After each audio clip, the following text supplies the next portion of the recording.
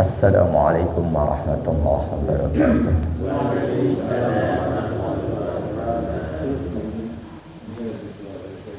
A'udzu billahi minasy syaithanir rajim.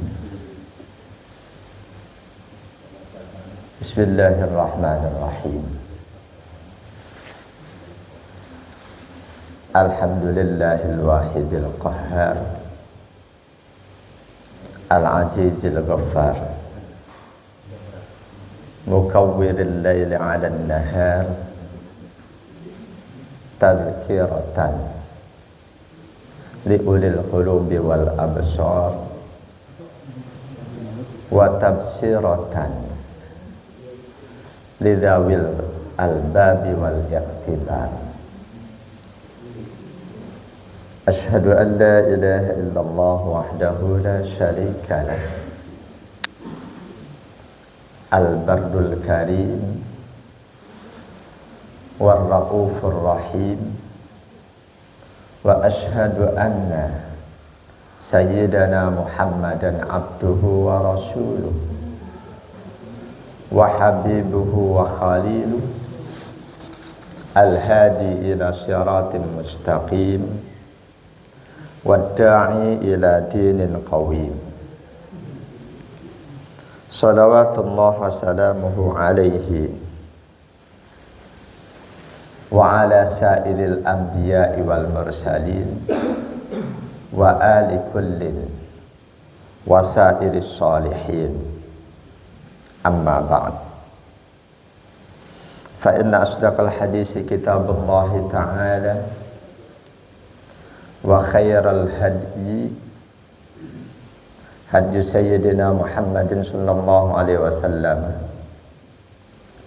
wa syarrul umuri muhdatsatuha wa kullu muhdatsatin bid'ah wa kullu bid'atin dhalalah. Wa bisanadil muttasili ilal imamil muallifi rahimahullahu ta'ala wa adaman naf'a bihi wa bi'ulumihi fid darain, amin. Jamaah hadani Allah wa iyyakum ajma'in. Sebelum kita lanjut dengan taklim kita bacakan suratul Fatihah untuk salah satu jamaah kita, Pak Rusdi, yang nanti ketika berangkat menuju masjid jatuh. Semoga Allah berikan yang terbaik untuk beliau. Jika sembuh itu yang terbaik, semoga Allah berikan kesembuhan yang maksimal untuk beliau lebih dekat lagi kepada Allah, lebih aktif lagi menghadiri rumah Allah, dan juga menghadiri berbagai kegiatan aktivitas keislaman lainnya. Lahul Fatihah. A'udzu billahi minasy syaithanir rajim. Bismillahirrahmanirrahim. Alhamdulillahi rabbil alamin. Ar-rahmanir rahim. Maliki yaumiddin. Iyyaka na'budu wa iyyaka nasta'in. Ihdinas siratal mustaqim. Siratal ladzina an'amta 'alaihim ghairil maghdubi 'alaihim waladdallin. Membaca Al-Fatihah untuk niat tertentu, termasuk untuk kesembuhan saudara kita, salah satu bid'ah yang ketika Rasulullah mengetahuinya, oleh Rasul tidak dilarang. Kisah pertama, kenapa Al-Fatihah kok dibaca untuk niat kesembuhan, sudah pernah saya sampaikan hadis Bukhari Muslim, ketika beberapa orang sahabat Nabi melaksanakan tugas dakwah. Dalam perjalanannya mereka kehabisan bekal.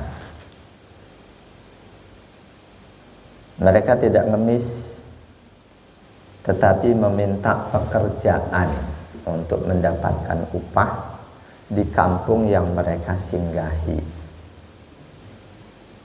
Ternyata tokoh kampung setempat tidak memberikan pekerjaan, justru sang tokoh ngasih tahu bahwa kepala kampung kami, kepala suku kami sedang sakit. Jika salah satu dari kalian bisa mengobati, bisa menyembuhkan, kata mereka non-muslim, kami akan berikan upah. Lalu pimpinan rombongan dakwah ini inisiatif mendatangi kepala kampung. Satu riwayat menyebutkan orang Yahudi. Lalu sahabat Nabi ini pun inisiatif, dia baca Al-Fatihah melalui media air yang lalu diminumkan ke orang yang sakit. Atas kehendak Allah, si sakit sembuh. Lalu sesuai dengan janji awal, sahabat Nabi dikasih upah beberapa ekor kambing. Ketika selanjutnya mau mereka sembelih untuk makan, sebab sahabat yang lain ragu-ragu, ini apa hukumnya ini? Kita dapat beberapa ekor kambing karena membaca Al-Fatihah untuk mengobati orang yang sakit.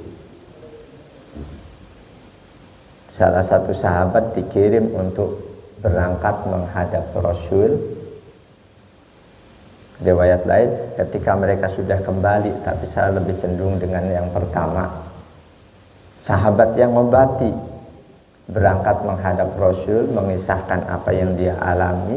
Rasul tanya, kamu tahu Al-Fatihah buat kesembuhan dari siapa? Karena Rasul belum pernah ngasih tahu sebelumnya. Sahabat itu menjawab, ya, aku cuma merasa aja Rasul dengan membaca itu Allah berikan kesembuhan. Akhirnya Rasul berikan jawaban untuk pertanyaan awal, apa hukumnya kambing ini. Kata Rasul, jangan lupakan aku, sisakan bagianku. Artinya kambing itu halal, boleh. Jadi awal mula Al-Fatihah diniatkan untuk kesembuhan dari kisah sahabat itu. Rasul belum pernah ngasih tahu sebelumnya. Sahabat inisiatif sendiri membaca Al-Fatihah. Ternyata itu benar, tidak salah. Dari situlah mayoritas ulama berpandangan tidak semua bid'ah itu terlarang. Mayoritas ulama. Karena banyak contoh bid'ah-bid'ah lain yang ketika Rasul tahu, ada di antaranya yang oleh Rasul justru dikasih tahu keistimewaan ini. Seperti yang sudah pernah saya sampaikan, doa, salah satu doa iftitah, Allahu Akbar kabira walhamdulillahi katsira wa subhanallahi bukratan wa asila, itu bid'ah. Sahabat Sa'ad yang menyusun sendiri, bukan ajaran Rasul. Hadis riwayat Imam Muslim, yang mana ketika Rasul tahu, Rasul tanya, siapa tadi yang baca itu? Sang sahabat tunjuk tangan, aku ya Rasulullah, aku nggak ada niat buruk kok. Justru jawaban Rasul, ajibtulaha, aku takjub dengan bacaanmu itu. Futihat abbabus sama min dalik, karena bacaanmu pintu-pintu langit dibuka oleh Allah. Kiasan dari berkah rahmat Allah yang diturunkan. Ada lagi bacaan i'tidal. Sahabat inisiatif menyusun sendiri. Kebetulan sahabat ini agak terburu-buru masuk sholat, agak terengah-engah. Ketika i'tidal, sami Allahu liman hamidah, Rabbana lakal hamdan katsiran thayyiban mubarakan fi. Ini pun riwayat Imam Muslim dan lain-lain. Selesai sholat, Rasul tanya, siapa tadi yang baca itu? Aku ya Rasul. Jawaban Rasul, baru saja Allah perlihatkan kepadaku 12 malaikat berebut untuk menghantarkan bacaanmu menghadap Allah.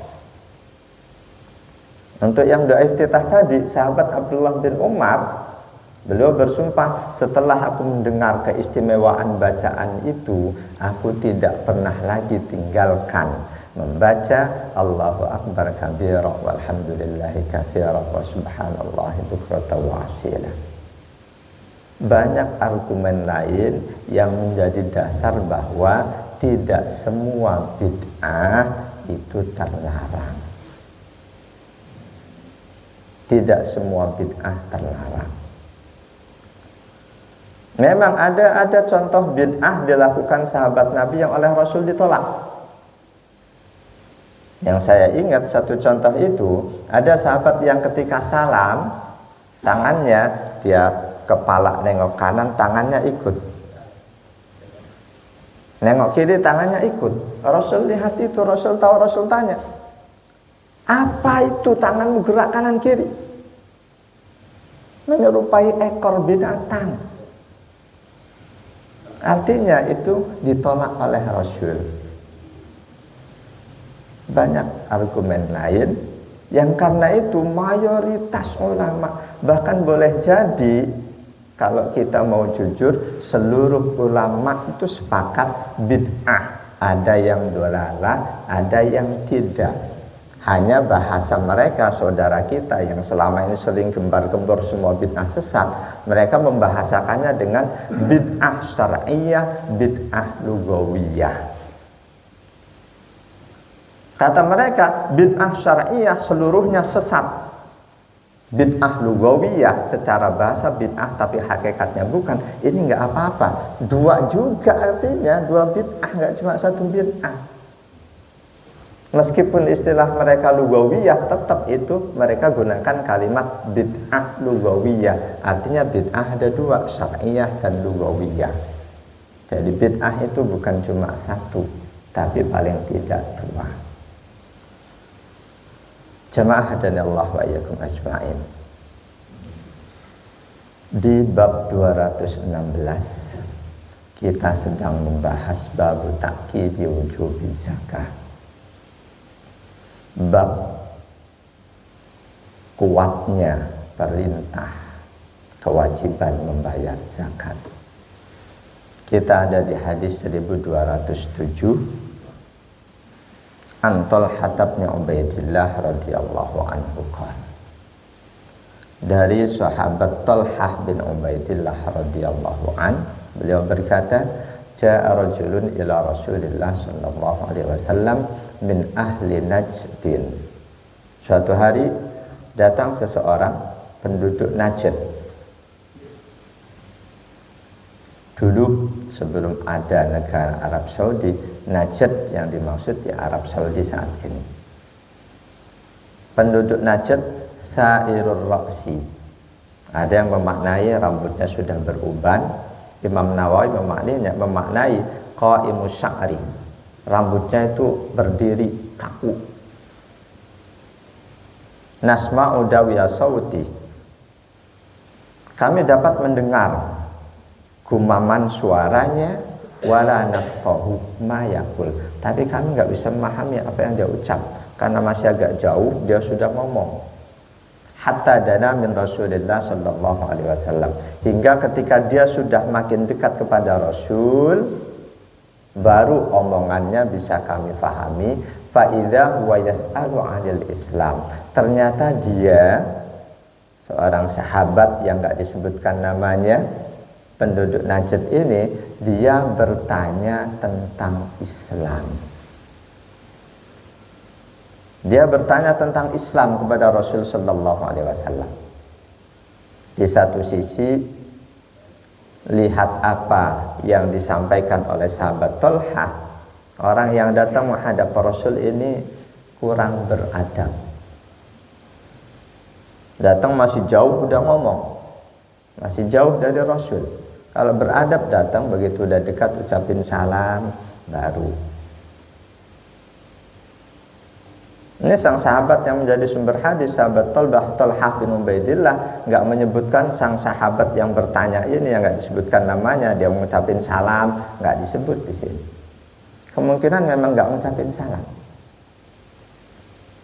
Besar kemungkinan beliau ini orang Badui, orang pelosok. Begitu sudah dekat baru omongannya jelas. Faidah wa yas'alu 'anil Islam. Ternyata dia mengajukan pertanyaan tentang Islam kepada Rasul sallallahu alaihi wasallam. Apa itu Islam? Faqala Rasulullah sallallahu alaihi wasallam, Rasul menjawab simpel, khamsu salawatin fil yaumi wal lailati. Islam itu pertama salat 5 waktu sehari semalam.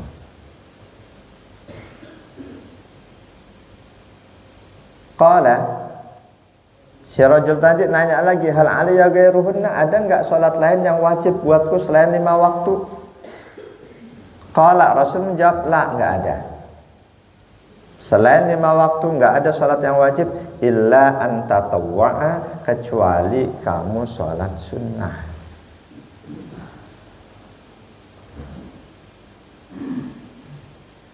La syai'a wajibun 'alaik ghairaha. Tidak ada satupun sholat lain yang wajib selain 5 waktu itu. Lakin yustahabbu an tatawwa'a, sunnah untukmu mengerjakan sholat-sholat sunnah. Di antaranya dari hadis ini pula, mayoritas ulama berpandangan sholat witir tidak wajib. Berbeda halnya dengan Imam Abu Hanifah yang berpandangan witir wajib. Meskipun belakangan oleh 2 murid utama beliau, Imam Abu Yusuf dan Imam Muhammad, penjelasan uraian pendapat Imam Abu Hanifah dijelaskan oleh 2 murid beliau bahwa istilah wajib yang dipakai oleh Imam Abu Hanifah itu setara dengan sunnah muakkadah yang dipakai oleh ulama-ulama yang lain. Jadi Imam Abu Hanifah membedakan antara fardu dan wajib. Salat 5 waktu Imam Abu Hanifah itu fardu, salat witir wajib. Ulama yang lain 5 waktu fardu atau wajib sama saja. Witir sunnah muakkadah. Dengan itu ya bisa disimpulkan nggak ada perbedaan bahwa selain 5 waktu tidak wajib atau tidak fardu.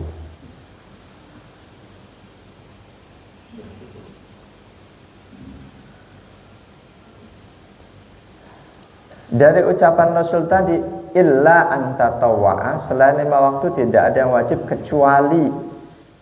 Ilahnya ini ulama berbeda menilai. Ada yang munqati, antara 5 waktu dengan sunnah itu ilahnya kecuali yang istilahnya itu istisna munqati, yang terputus, yang hukum antara fardu dengan sunnah itu otomatis terputus, beda hukumnya. Ada yang menilai itu istisna mutasil, sama hukumnya. Salat fardu dan salat sunnah dalam pelaksanaannya sama persis hukumnya. Mereka yang menilai ilahnya itu ilah munqati, terputus, fardu dan wajib enggak sama. Perbedaannya, sholat fardu wajib dituntaskan, nggak boleh dibatalkan di tengah jalan. Sholat sunnah, kita sholat sunnah, tahu-tahu ada berita, katakan ada saudara yang jatuh atau apa, kayaknya nggak ada yang dulungin, yang ngomong anak kecil, kita boleh batalkan sholat sunnah kita, nggak dosa. Itu ulama yang memahami illa kecuali di sini munqati. Termasuk ibadah sunnah yang lain, kita puasa sunnah. Ulama yang menilai bahwa ilahnya ini illah munqati, puasa sunnah, semua ibadah sunnah boleh dibatalkan di tengah jalan. Bahkan Rasul dalam hadis sahih sering, ya nggak sering banget, beliau puasa. Riwayat Bukhari Muslim dari Siti Aisyah. Pernah Rasul datang ke Siti Aisyah, ada nggak buat makan minum? Nggak ada, ya sudah aku puasa deh. Lain kali sebaliknya, Rasul baru datang, Siti Aisyah ngomong, ya Rasul, ada yang ngasih hadiah ke kita, bubur. Rasul bilang, mana buburnya ini? Beliau dahar, belum makan. Lalu beliau bilang, sebetulnya tadi aku sudah niat puasa. Demi menyenangkan istri, beliau batalkan puasa beliau, puasa sunnah. Nah, itu di salah satu konten YouTube saya, buat yang puasa Syawal sunnah, batalkan puasamu demi memuliakan tamu. Jadi ulama yang menilai illa di hadis ini illa munqati, hukum pelaksanaan ibadah wajib dengan sunnah ada perbedaan. Di antaranya puasa wajib nggak boleh kita batalkan alasan memuliakan tamu atau apa, itu nggak boleh. Puasa sunnah boleh. Demikian juga sholat wajib nggak boleh kita batalkan di tengah jalan, kecuali memang kita harus batal karena berhadas lain urusan. Sholat sunnah boleh, tapi ketika tidak ada hal-hal yang menjadikan kita perlu membatalkan, kok kita batalkan, sebentar-bentar batalin, itu nggak boleh. Nggak bolehnya bisa masuk kategori melecehkan sunnah Rasul.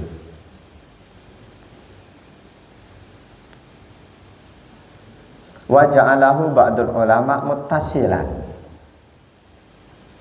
Sebagian menilai illa, kalimat illa di sini istisna muttasil. Pelaksanaan ibadah wajib sunnah sama, enggak beda. Nah, mereka yang menilai illa di hadis ini illa muttasil, mereka pun menyimpulkan man syara'a fi naflin min shaumin aw shalatin wajaba alaihi itmamu. Siapapun yang sudah masuk mengerjakan ibadah sunnah, baik itu sholat atau puasa, wajib tuntasin sampai selesai. Ini ulama yang menilai illahnya illah muttasil. Sebaliknya yang menilainya munqati illah munqati, madhabuna annahu yustahabbul itmam. Madhab Syafi'i dan lain-lain, orang yang mengerjakan ibadah sunnah, baik itu sholat atau puasa, sunnah kerjakan sampai sempurna. Yang tadi wajib sempurna, jangan batalin. Saya lebih cenderung pada pandangan bahwa ilahnya tadi illa munqati, pelaksanaan ibadah wajib dengan sunnah berbeda. Di antaranya ibadah wajib dituntaskan, alasan apapun kecuali alasan karena memang harus batal, itu lain hal. Sedangkan ibadah sunnah boleh kita batalkan, apalagi ketika ada hal-hal yang mendorong kita untuk membatalkannya. Jadi kalau ada orang yang demi puasa sunnahnya nggak peduli ada tamunya merasa nggak nyaman datang ke rumahnya, kok silakan makan minum, dianya puasa, dia kekeh dengan puasa sunnahnya, itu bukan yang terbaik. Itu tidak mencontoh Rasul. Itu langsung saya buat konten karena kemarin ketika saya ke Lampung, kakak kandung saya mendampingi saya silaturahim ke kiai-kiai kampung. Sampai sana biasa dihidangkan, kakak tetap rupanya dia puasa. Saya nggak enak sama tuan rumah, saya ngomong ke kakak, sebetulnya lebih baik dibatalkan. Memang saya ngerasa itu ujian buat kita yang ngerjain, yang udah cinta dengan ibadah sunnah. Di antara ujiannya itu, lebih-lebih ketika puasa sunnah kita ini udah deket maghrib, 6 hari Syawal ini hari terakhir lagi, udah deket maghrib, kok gimana mau dibatalin sayang. Tapi insya Allah kalau kita batalin karena ingat Rasul pun membatalkan puasa sunnahnya. Ada di hadis yang lain, Rasul diundang oleh salah satu sahabat, Rasul ajak beberapa sahabat untuk mendatangi undangan makan itu. Ketika sudah dekat pintu rumah sang sahabat yang undang, ada satu sahabat yang mentai Rasul, bilang, ya Rasulullah, aku puasa. Rasul dengan nada agak tinggi, saudara kita ngundang kita untuk makan minum, kamu malah puasa, batalin. Kalau kamu mau qadha di hari yang lain. Di hadis yang lain lagi, bahwa kalau wajib terusin, kalau sunnah batalin. Kisah ketika Ummu Hani di sebelah kanan Rasul, Siti Fatimah sebelah kiri, lalu datang Al-Walidah. seorang wanita lanjut usia yang menghantarkan minuman untuk Rasul dan kerabat beliau. Minuman itu nikmat. Ummu Hani dan Siti Fatimah ngambil minuman itu, beliau minum. Begitu selesai minum, Ummu Hani ngomong, ya Rasul, sebetulnya tadi aku puasa. Rasul tanya, kamu puasa dalam rangka mengkodok puasa wajibmu atau bukan? Bukannya Rasul, puasa sunnah. Enggak apa-apa, kecuali puasa wajib. Artinya kalau puasa wajib, kodok atau apa, jangan batalin. Walaupun ada tamu, kalau puasa wajib, jangan batalin. Tapi kalau puasa sunnah, nah itu diantaranya ulama fikih ngambil dari hadis ini. Enggak ada yang wajib kecuali sunnah selain 5 waktu. Nah, kecualinya di sini ulama menilai illa al istisna munqati'un. Yang lain illa istisna muttasil. Yang menyebut munqati insyaallah itu lebih kuat. Jamaah hadanallahu wa iyyakum ajmain. Sesudah Rasul jelasin bahwa Islam itu pertama sholat 5 waktu sehari semalam, enggak ada sholat lain yang wajib. Lalu sang sahabat tadi nanya lagi, lalu apa lagi ya Rasul? Faqala Rasulullah sallallahu alaihi wasallam, Rasul jelasin, Rasul melanjutkan, wasiyamu syahri Ramadan, puasa bulan Ramadan. Pertanyaan sang sahabat tadi sama, hal alayya ghairu, ada enggak selain puasa Ramadan yang wajib untukku? Jawaban Rasul pun sama, la illa anta tawwa'a, enggak ada yang wajib selain Ramadan kecuali kamu puasa sunnah.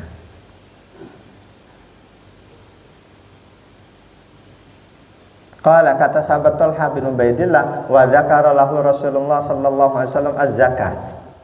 Rasul lanjutkan dengan menyebutkan zakat. Kembali sang sahabat yang bertanya, ada enggak selain zakat yang wajib untukku ibadah harta? Jawaban Rasul sama, la illa anta tawwa'a. Salat, puasa, zakat. Fa'adbarar rajulu. Begitu sudah Rasul jelasin, sang penanya langsung berbalik arah pulang. Wa huwa yaqul, berbalik arah itu sang sahabat sambil dia ngomong, wallahi la azidu ala hada wala anqusu minhu. Aku tidak akan tambahkan dari apa yang sudah disebutkan oleh Rasul. Cuma 5 waktu, cuma puasa Ramadan, cuma zakat. Aku nggak akan tambahi dengan ibadah-ibadah yang lain. Tapi aku juga tidak akan kurangi. Jadi sahabat ini cuma bertekad akan melaksanakan semua kewajiban. Beliau tidak akan menambahkannya dengan ibadah sunnah. Mendengar tekad si sahabat yang baru saja bertanya, dia berbalik sambil ngomong, wallahi la azidu ala hada wa la anqusu anhu. Faqala Rasulullah sallallahu alaihi wasallam. Rasul langsung menimpali, kata beliau, aflaha in sadaqa. Jika dia betul dengan omongannya, dia akan mengerjakan seluruh kewajibannya meskipun tanpa tambahan sunnah, dia akan berbahagia. Jika dia betul konsisten dengan omongannya, cuma mengerjakan wajib tanpa sunnah. Di bagian ini perlu kita ketahui penjelasannya. Tadi kan cuma sholat, puasa, zakat. Padahal kewajiban nggak cuma itu. Faqala al-musannifu asbata lahul falah li'annahu ata bima alaih. Di bagian akhir Rasul kalau dia benar omongannya, dia konsisten, dia akan bahagia. Karena dia bertekad akan mengerjakan seluruh kewajibannya sebagai muslim. Wa man ata bima alaihi kana muflihan. Siapapun muslim yang mengerjakan seluruh syariat yang Allah wajibkan atasnya, maka dia akan bahagia meskipun dia tidak tambahi dengan ibadah-ibadah sunnah. Asal kewajibannya utuh, sempurna dia kerjain. Sholatnya sempurna. Kita tahu sholat rawatib fungsinya untuk apa? Untuk menambal kekurangan sholat wajib kita. Kalau sholat wajib kita sudah sempurna, apa perlu ditambal? Nggak perlu ditambal. Rasulullah pasti sholat wajibnya kan sempurna. Kok beliau sholat rawatib? Kira-kira kenapa? Karena beliau sangat rendah hati. Kita menilai sholat wajib beliau sempurna, tapi beliau merasa yakin belum sempurna sholatku. Itu gambaran orang yang rendah hati. Di hadapan Allah rendah diri. Kalau ada di antara kita merasa sholatku sudah sempurna, nggak perlu aku sunnah, itu sombong.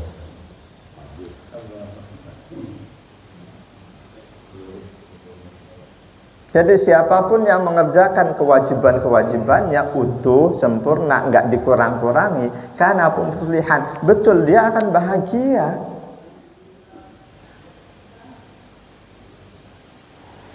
Walaysa fihi annahu idza ata bi syaidatin la yakunu muflihan. Bukan berarti bahagia baru didapat kalau kita kerjakan kewajiban plus kesunahan. Enggak. Ketika kewajiban kita kerjakan sempurna, kita pasti bahagia. Kita tambah dengan mengerjakan sunnah, sudah tentu akan lebih baik lagi. Kalau selanjutnya kita berpikir, tadi kan cuma sholat, puasa, zakat. Kewajiban yang lain nggak disebut di hadis tadi. Kewajiban-kewajiban yang lain tidak disebut. Demikian juga hal-hal yang haram tidak disebut yang harus dijauhi. Jawabannya, jangan melihat hadis ini satu-satunya. Annahu jaa fi riwayatil Bukhari fi akhir hadal hadis ziyadatan tudhul maqsudah. Karena di riwayat yang lain, riwayat Imam Bukhari, khusus Imam Bukhari,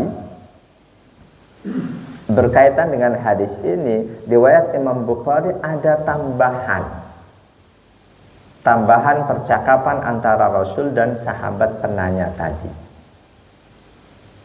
Tambahannya, fa akhbarahu Rasulullah sallallahu alaihi wasallam bi syara'il Islam. Di khusus riwayat Imam Bukhari, semua syariat Islam oleh Rasul disebutkan kepada sahabat yang bertanya.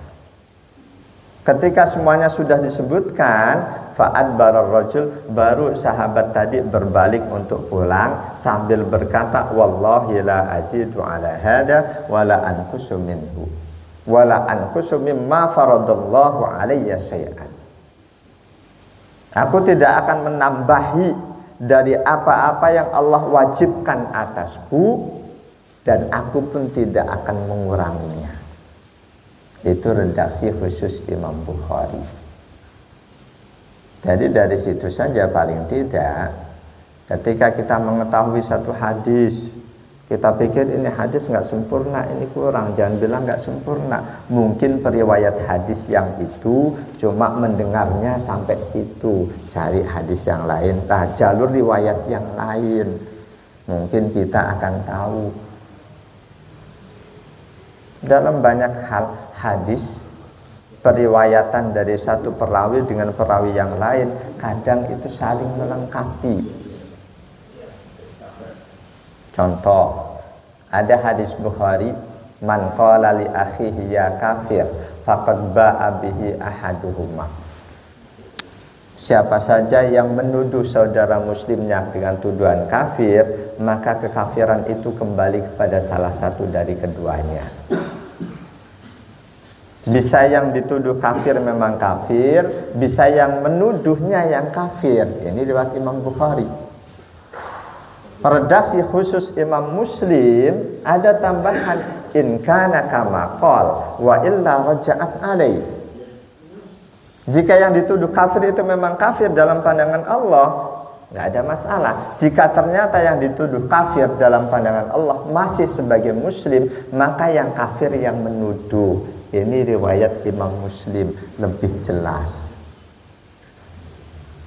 Kadang riwayat Imam Bukhari lebih jelas dibanding riwayat Imam Muslim, saling melengkapi.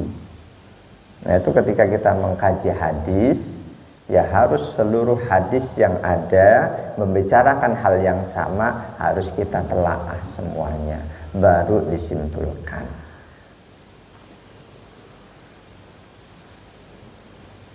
Wa amman nawafilu faqila yahtamilu annahu kana qabla syar'iha. Di percakapan antara Rasul dan sang penanya tadi tidak menyebut-nyebut amalan-amalan sunnah. Pokoknya selain 5 waktu semuanya sunnah. Apa saja Rasul nggak sebut. Selain puasa Ramadan semua puasa sunnah, Rasul nggak sebut. Selain zakat semua ibadah harta sunnah, Rasul nggak sebut. Ada yang menilai pada saat percakapan itu terjadi, boleh jadi ibadah-ibadah sunnah belum disyariatkan. Wa yahtamilu annahu arada la azidu 'alal faridati bi sholatin nafilah.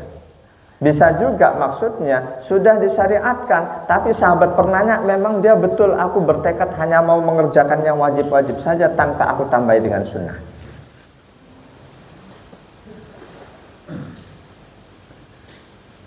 Wa hadza muflihun bila syakin. Dan siapapun, seluruh ulama Ahlus Sunnah sepakat, siapapun muslim yang mengerjakan utuh semua kewajibannya, dia sudah selamat, bahagia dia. Wa in kanat muwadhabatuhu ala tarki sunani matmumatun,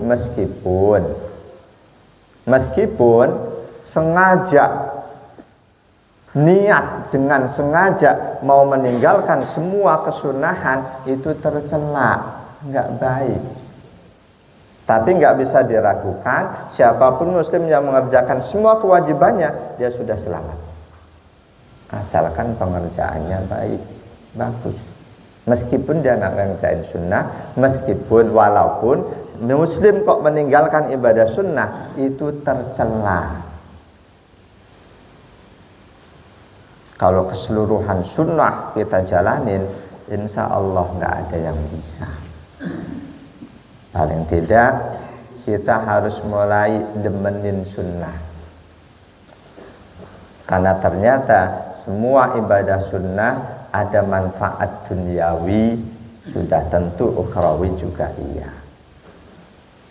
Banyak ilmuwan-ilmuwan non-muslim yang tertarik mengkaji ajaran-ajaran Islam. Ada yang mengkaji ternyata puasa Senin Kemis itu sangat baik buat kesehatan. Gampangnya ketika kita akan general check up, puasa dulu dengan tidak puasa dulu hasilnya pasti beda. Pasti beda. Yang puasa dulu kadar gulanya rendah, kolesterol rendah, ini rendah, dalam standar. Yang nggak puasa dulu hasilnya akan lebih tinggi. Mereka yang nggak pernah puasa mungkin jadi tinggi terus. Jadi ada baiknya. Jamaah dan Allah wa iyyakum ajma'in. Muttafaqun alaih. Hadis yang dikemukakan Imam Nawawi di Riyadhus Shalihin ini hadis riwayat Bukhari Muslim. Bukhari nomor 46, Muslimnya nomor 109. Imam Asy-Syafi'i, Imam An-Nasai juga meriwayatkan hadis ini. Imam Bukhari dimasukkan hadis ini dalam bab iman, dalam bab puasa, dan juga dalam bab persaksian syahadat. Imam Muslim dalam bab iman, Imam Abu Daud dalam bab sholat sunnah, An-Nasai dalam bab sholat dan puasa. Tadi dalam Sahih Bukhari, Sahih Muslim sering satu hadis ditulis berulang. Karena memang materi hadis seringkali ini hadis ada kandungan akidah, ada kandungan syariat. Syariat ini hadis juga ada kandungan masalah sholat, masalah puasa. Demikian juga ayat. Satu ayat sering ternyata di dalamnya ada banyak kandungan materi. Jadi kalau satu ayat disampaikan untuk masalah ini, masalah ini, masalah ini, itu bukan berarti ayatnya cuma itu aja. Karena memang ayat itu mengandung banyak pelajaran.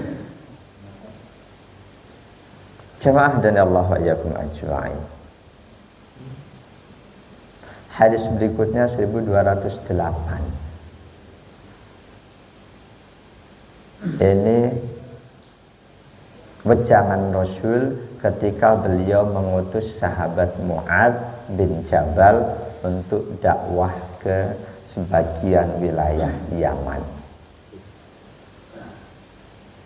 Wa Ali bin Abbas radhiyallahu anhuma, dari sahabat Abdullah bin Abbas radhiyallahu anhuma, anna Nabiy sallallahu alaihi wasallam ba'asa Mu'adzan radhiyallahu anhu ila Yaman.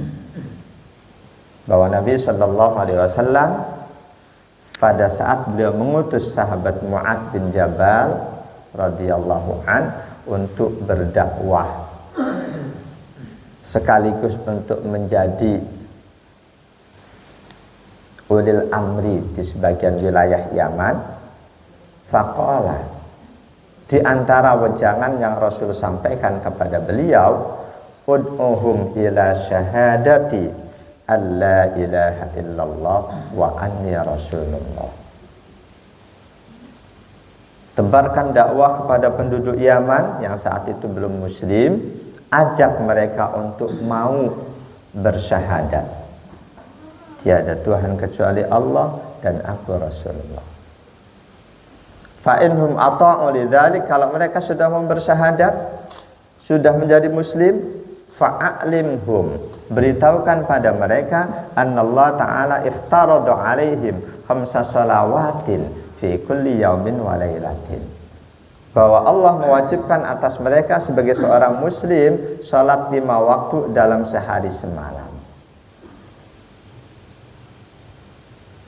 Fa inhum ata'u lidzalik, ketika mereka sudah mau melaksanakan salat 5 waktunya, sudah demen dengan salat 5 waktunya, fa'alimhum, beritahukan pada mereka annallaha aftarada alaihim shadaqatan tu'khadhu min aghniyaihim wa turaddu ala fuqaraihim. Beritahukan pada mereka bahwa Allah mewajibkan zakat yang diambil dari orang-orang kaya di antara mereka dan diberikan kepada orang-orang fakir di antara mereka.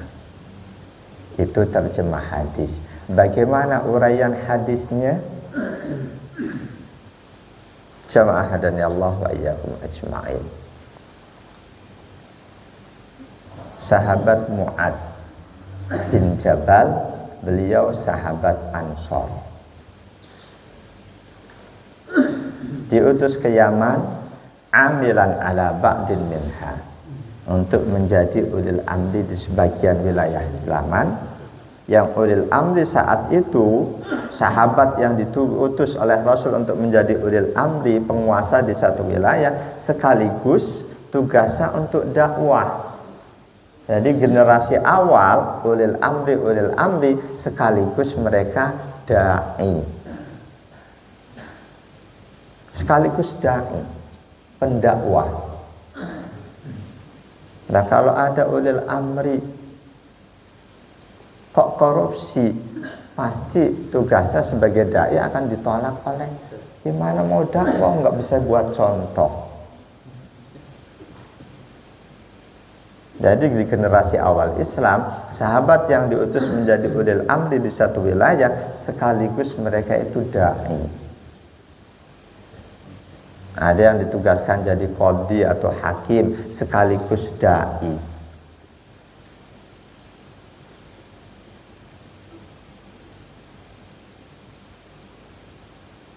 Faqala fi asna'il hadisi wa taqaddama bi jumlati fi babil amri bil muhafadzah. Wejangan Rasul di hadapan sahabat Mu'adz yang mau dilepas untuk berangkat ke Yaman, wejangannya enggak cuma ini. Di bab sebelumnya, di kajian dulu sebelum saya di sini, babul amri bil muhafadzah, itu ada hadisnya. Di bab ini oleh Imam Nawawi diambil hadis yang ini yang memang seolah-olah wejangan Rasul kepada sahabat Mu'ad cuma ini seolah-olah. Pasti tidak cuma ini. Panjang di antara wejangan Rasul kepada sahabat Mu'ad ini. Pertama di sini ud'uhum ila syahadati alla ilaha illallah wa anni rasulullah. Kepada masyarakatmu, rakyatmu, kamu sebagai ulil amri, nasihati mereka, ajak mereka untuk mau bersyahadat.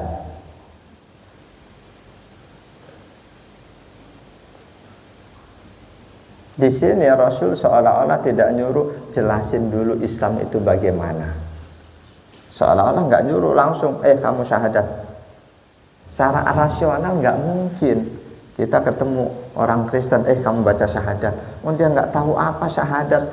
Meskipun nggak ada di hadis, paling tidak rasionalnya jelasin dulu Islam itu apa, begini. Setelah itu baru aja. Jadi memahami hadis jangan letterlek sesuai yang ada di kalimatnya. Karena banyak kalimat-kalimat yang tidak tercantum, tidak tertera, yang mahdhuf, yang tersembunyi. Yakin di sini bukan berarti ketemu orang langsung kamu syahadat, enggak. Jelasin dulu, saya sebagai muslim, ajaran Islam itu begini. Secara gamblang. Setelah kamu paham, ayo bersyahadat. Baru. Ada saudara kita yang memahami hadis letterlek banget. Katanya Rasul tuh kalau ngajari sahabatnya untuk sholat, langsung takbiratul ihram. Banyak yang praktek, begitu baru sampai, baru berhenti langsung Allahu Akbar. Itu memahami hadis dari situ. Padahal di hadis yang lain, idza kumtum ilas shalah, jika kamu sudah tegak berdiri, siap mau mengerjakan sholat, udah tegak, udah gak goyang-goyang, baru fakabbir, Allahu Akbar. Mereka menggunakan hadis, kalau kamu sholat langsung takbiratul ihram, baru berjalan, baru ngerem langsung Allahu Akbar. Kurang apik akhirnya. Badannya masih agak goyang sudah Allah Akbar. Alasannya Rasul ngajari begitu mau sholat langsung Allahu Akbar. Dia lupakan hadis yang lain. Jamaah dan Allah wa iyyakum ajma'in. Jadi pertama di sini Rasul sesudah menjelaskan Islam, Rasul perintahkan sahabat Mu'ad, ajak mereka untuk bersyahadat, untuk masuk Islam. Bada'a bid-du'a'i ilaihima. Pertama, ajak untuk masuk Islam bersyahadat, li'annahumal asasu lil i'tidari bit-tha'ah. Karena dua kalimat syahadat itulah fondasi untuk selanjutnya wajib ketaatan yang lain. Siapapun yang belum menjadi muslim, belum bersyahadat, tidak ada kewajiban sholat, kewajiban puasa, dan lain-lain. Siapapun yang belum Islam, belum muslim, nggak ada kewajiban-kewajiban buat mereka. Kewajiban-kewajiban Islam tidak berlaku buat mereka. Nggak ada kewajiban tutup aurat. Bagaimana kalau ada non-muslim datang ke Aceh, wanita kok suruh nutup aurat, kan mereka nggak wajib. Kira-kira jawabannya apa? Nutup aurat di Aceh itu sudah jadi undang-undang pemerintahan. Kalau undang-undang Islam belum menjadi undang-undang pemerintahan, non-muslim nggak wajib nutup aurat. Tapi sudah menjadi undang-undang pemerintahan. Siapapun yang ke sana, walaupun non-muslim, harus tutup aurat.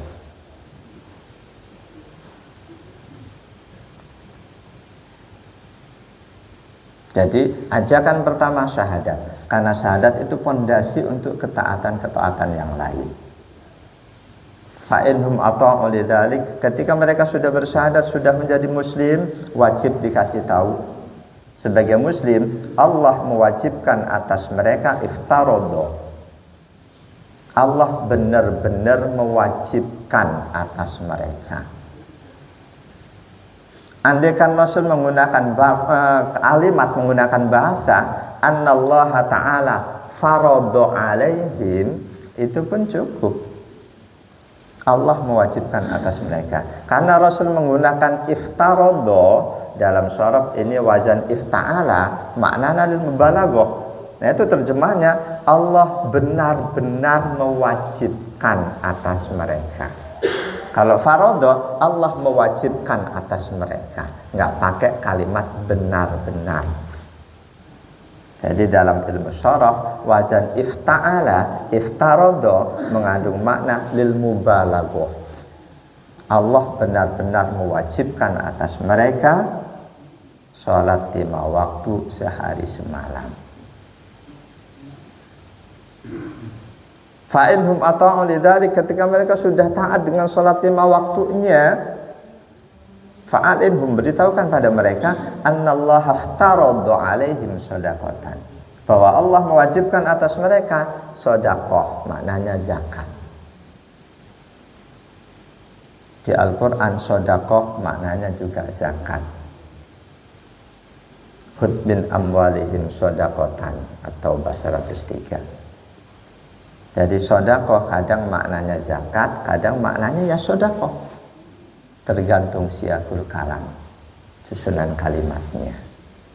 Sedekah yang maknanya sedekah tentu hukumnya sunnah, tidak wajib. Sedekah yang bermakna zakat otomatis wajib. Ya di sini syahadat, lalu sholat, lalu zakat. Setelah syahadat, sholat, itu mudah difahami. Karena sholat tidak sah tanpa terlebih dahulu non-muslim bersyahadat. Belum lama ini rame, siapapun manusia masuk Islam nggak perlu bersyahadat. Siapapun non-muslim masuk Islam nggak perlu bersyahadat. Di mana itu, Jawa Timur apa di mana? Nggak tahu pemikiran dia dasarnya apa. Memang ada non-muslim dalam tanda kutip yang tidak perlu syahadat untuk masuk Islam. Non-muslim dalam tanda kutip.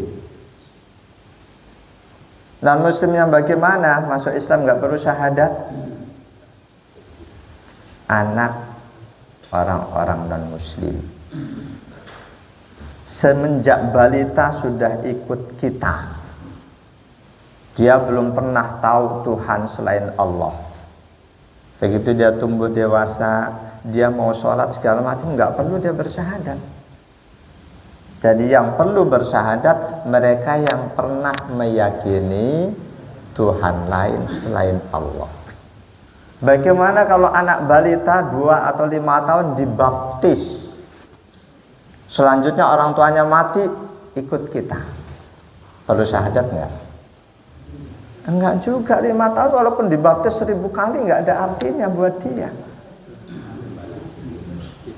Kalau sudah balik dibaptis, dia meyakini Tuhan selain Allah, masuk Islam, baru dia wajib bersyahadat.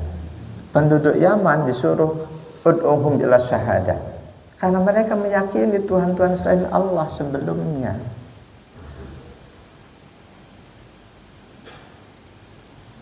Jadi sholat diikutkan dengan syahadat itu mudah difahami, karena sholat tidak sah la tasihu illa ba'dal Islam, kecuali seseorang itu sudah sebagai muslim. Berikutnya, kenapa kok zakat ditempatkan setelah sholat? Padahal kedua-duanya sama-sama rukun Islam, sama-sama wajibnya. Kenapa beritahukan pada mereka sesudah mereka bersyahadat bahwa Allah mewajibkan sholat dan zakat? Ini pakai setelah mereka taat dengan sholatnya, baru beritahukan Allah juga mewajibkan zakat. Jika ada pertanyaan seperti itu, fal jawabu annal makna fa in ata'u bi i'tiqadis sholati fardhon fadkur lahumuz zakah. Jika mereka sudah meyakini kewajiban sholat, nggak perlu nunggu mereka sudah ngerjain sholat, sudah istiqomah. Ketika mereka sudah meyakini sholat itu sholat itu wajib bagi setiap muslim, beritahukan zakat pun wajib. Tidak sekaligus diberitahukan semua kewajiban-kewajiban. At-tadriju hatta la yanfiru min kasratiha law jumi'at. Tujuannya supaya mereka yang baru masuk Islam tidak merasa berat. Orang yang baru Islam, ingat ya, catat nih, banyak kewajiban-kewajiban yang harus kamu jalankan sebagai muslim, banyak haram-haram yang harus. Mungkin mikir, berat amat jadi muslim ya, kalau sekaligus diberitahukan. Jadi tujuan Rasul memberitahukan ini tidak sekaligus supaya masyarakat yang baru dapat hidayah tidak lantas merasa kok berat amat sih jadi Islam, kewajibannya ada banyak banget catatan kewajiban, keharaman yang harus dijauhi juga banyak. Kita tahu bagaimana Allah bertahap mengharamkan minuman keras. Tidak langsung spontan minuman keras haram, enggak, bertahap.